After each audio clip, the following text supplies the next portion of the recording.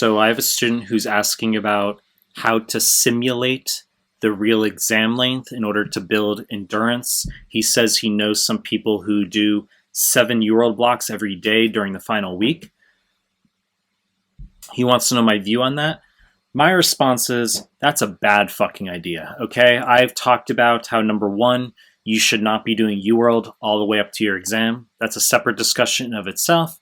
I've talked about how you need to be focused on the NBME content late, 20 through 30. For step one, you're going to memorize those exams. For 2CK, 6 through 11, as well as all the clinical mastery series forms, the NBME subject specific forms.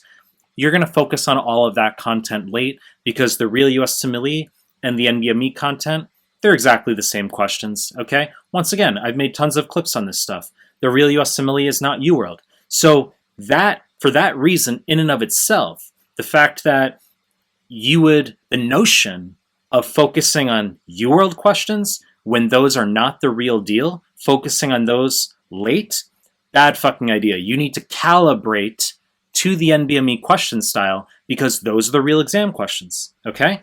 So the other point as far as building endurance, you'd be very surprised that on the real exam day, you'll be completely fine even if you've only been doing, let's say, 40 questions per day in UWorld, okay?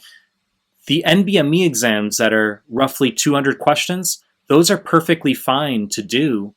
The length of those exams, perfectly fine. You do not have to go beyond that. Some students will ask, should I do 2 NBMEs back-to-back on a certain day, or an NBME exam, then free 120, or a UWSA after? It's a bad fucking idea, okay? You should focus on one NBME exam at a time and give yourself 2 to 3 days to fully review each exam, depending on how many questions you're getting wrong, okay? So the two main points here as far as a recapitulation is you don't want to do UWorld up until the actual exam.